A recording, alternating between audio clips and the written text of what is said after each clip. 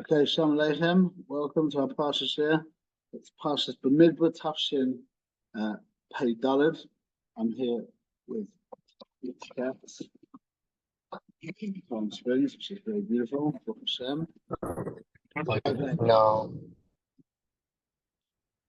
Yeah, so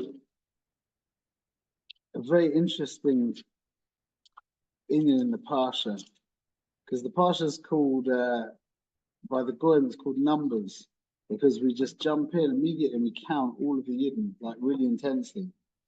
And Rashi says something that's quite amazing.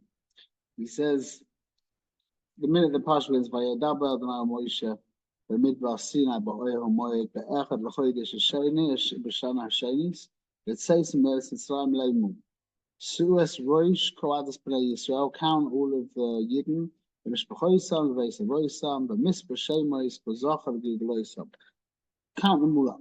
So Rashi says, Metoichi Bosan Lefonov Moina Oisum Kosha, because of his love for them, he counts them all the time. He speaks about all the different counters. What's the kesher? This is what we want to understand. What's the kesher between Hashem's love for us and his counting us? Ma kesher. Why do you count what you love, or why do you love what you count? What's the connection? Also, it says, B'misper Shemos, according to their names, and everything is according to the name. Okay, L'mishpachoisam, L'veis Avoisam, B'misper Shemos, according to the number of their names, Kozach V'gigloisam. So, what's the connection between counting and love, and between, and what's the, again, another question is, why does it say, why does Rashi say Mitoichi Bosin Lefonov Moina Oisim Kosha?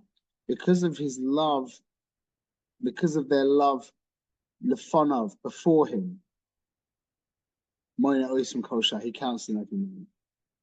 Okay, so we know that we have the inyan of Shem and Etzem, their essence and name. Essence is who you are, and you can really say the name is, like, in a sense, what you've got. But that doesn't just mean obviously like your possessions. That even goes as far as your personality, as your intellect, your emotions. These are all things you have. They're not you. You're not your intellect. You're not your emotions. You're not your behavior. You're not your possessions. You're not your relationships. You have intellect, you have emotions, you have behavior, you have relationships, you have resources. All of these things you have, they're your expression out into the world. And on the level of name, everybody is completely unique. Everybody has got a unique name. But on the level of etzem, on the level of who you are, yeah, no one's unique. Everybody's one. This is the inyan of counting. When you count the Yidden, everyone counts for one. Whether you're Moshe or whether you're me, everybody counts for one. Doesn't even make sense, because Moshe is so much greater. Why would he only count for one? And why would I count for the exact same amount as him? Because the concept of counting is the concept of essence. It's got nothing to do with the qualities of the person, because you're counting the person, not their qualities. If we were counting their qualities, then Moshe would be, 100,000 and I would be one. But we're not counting qualities. That's not what Hashem counts. He counts the actual person. So now, I don't know if you guys remember, we spoke about this. In fact, I was talking to Yitzi about this today. By Yitzhak and Rivka, when it's talking about their relationship with Esav and Yaakov and Esav. Do you remember the Torah that we gave over about that? Michael, you remember? My Pasha's told us, it was a long time ago.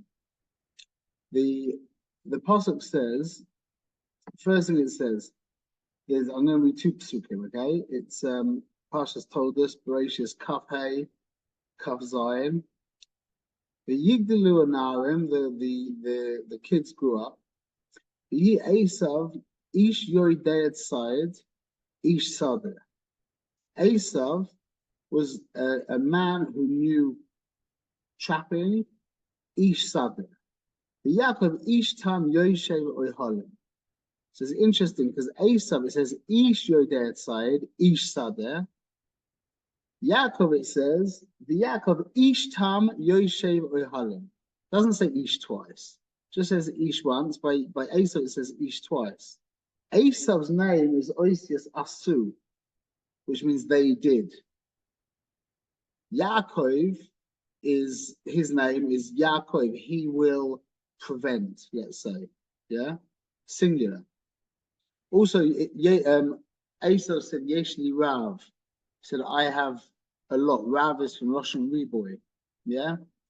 And Yaakov said, Yeshli Akol. I have everything. Not Reboy. Singular. Okay, so Esav is the Bechina of Reboy. And Yaakov is the Bechina of singularity. Then the pasuk goes on. Yitzchak is Esav. Yitzchak loved Esav. Kitzad b'fiv, because he had trapping in his mouth.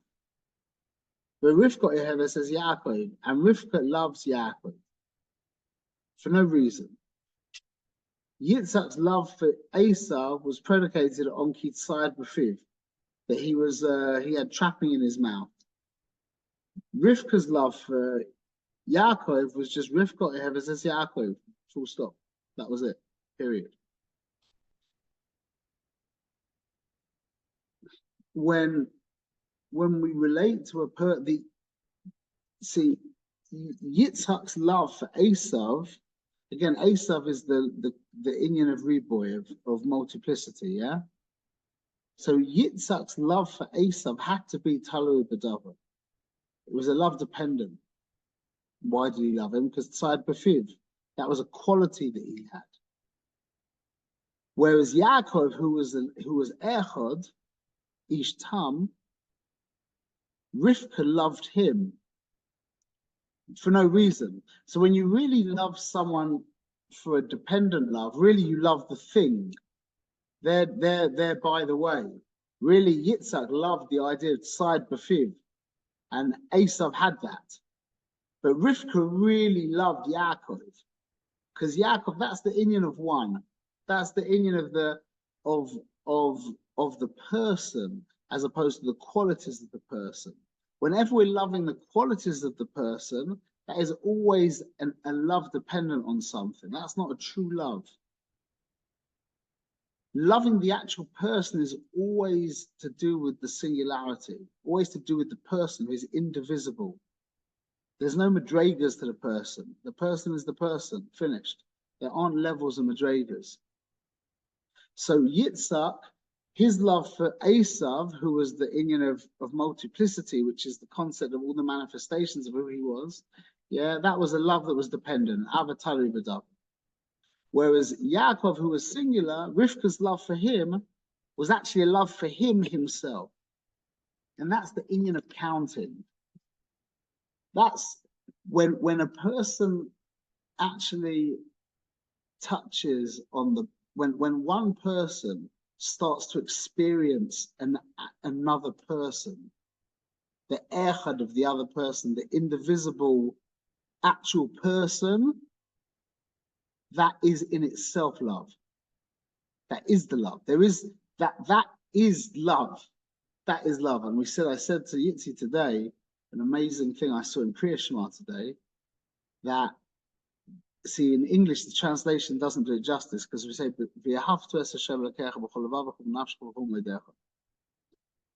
so we look at it as a commandment, and we say in English, and you shall love, meaning you love Hashem, your God, with all your heart, with all your soul, with all your mind, yeah?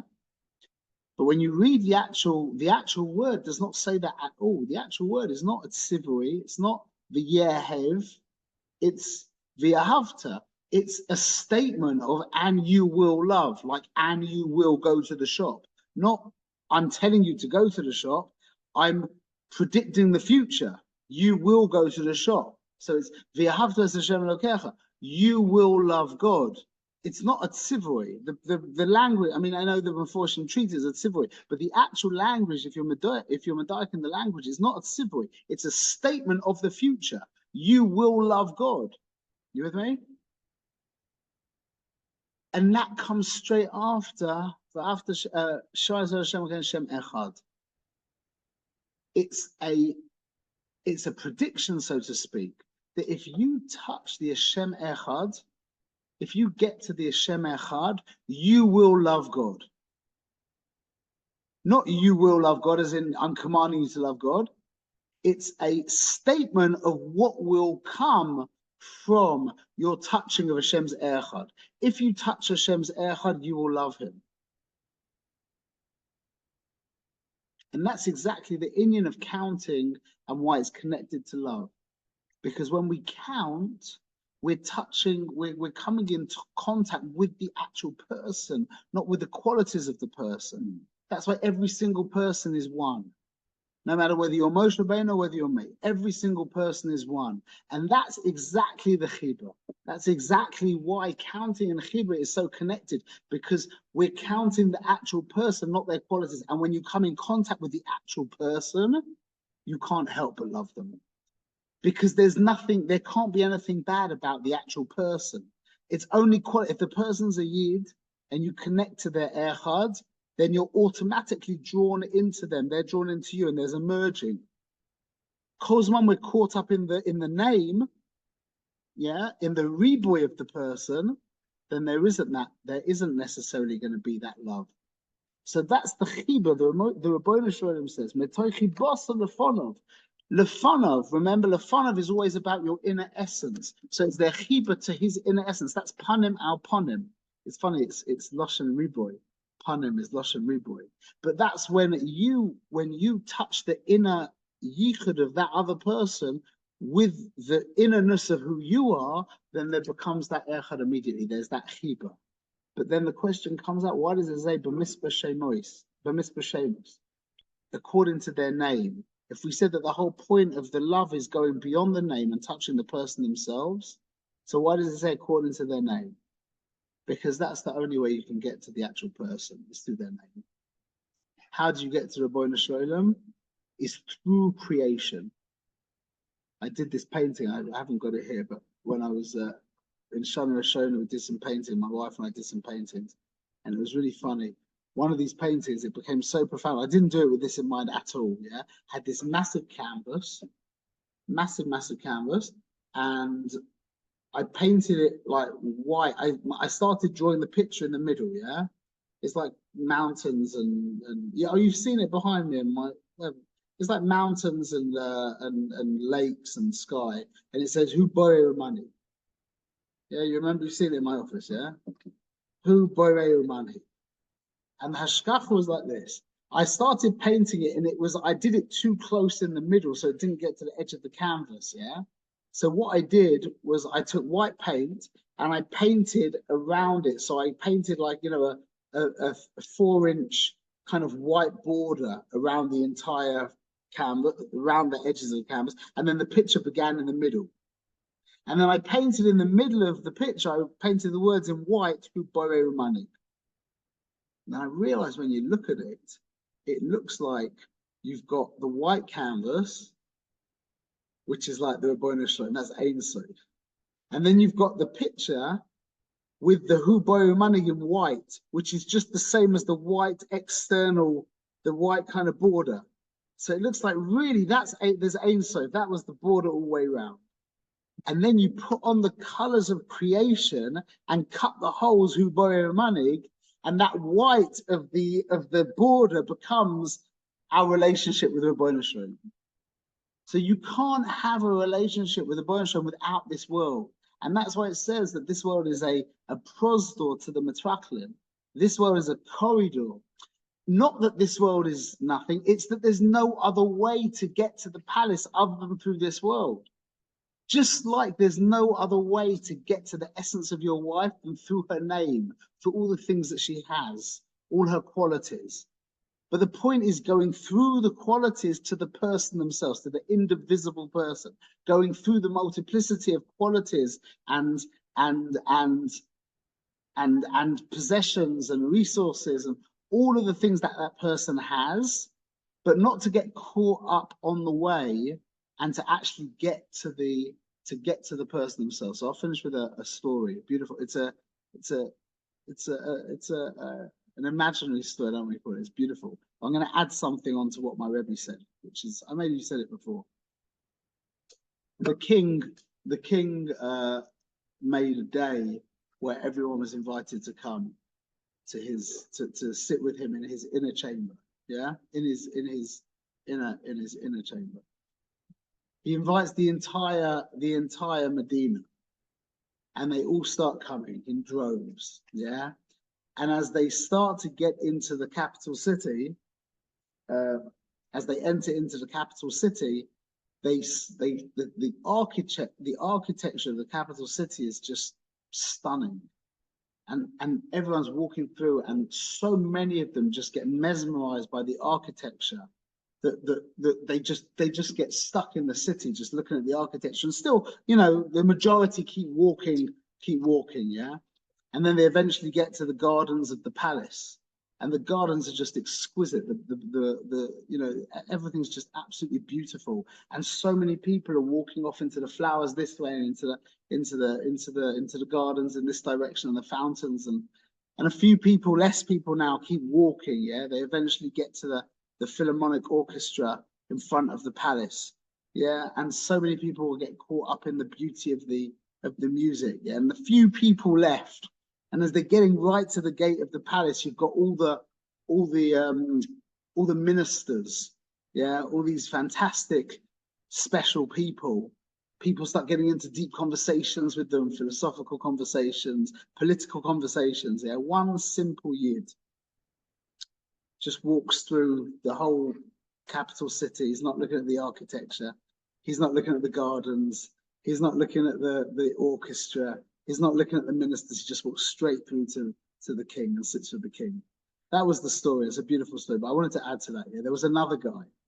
Yeah, there's another guy. He was standing next to this Pashut guy. He walks, as he's walking through the architecture, yeah, he's like, wow, wow. And he's connecting it back to the king.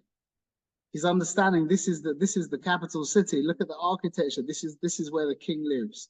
And he keeps going through the gardens, and he's looking at the majestic gardens, understanding the perfection of the king's sensitivity to, and then goes for and he keeps going through. He never stops. He never gets disconnected from the king. He never starts to look at the architecture for the architecture. He never looks at the gardens for the gardens. He doesn't listen to the music for the music.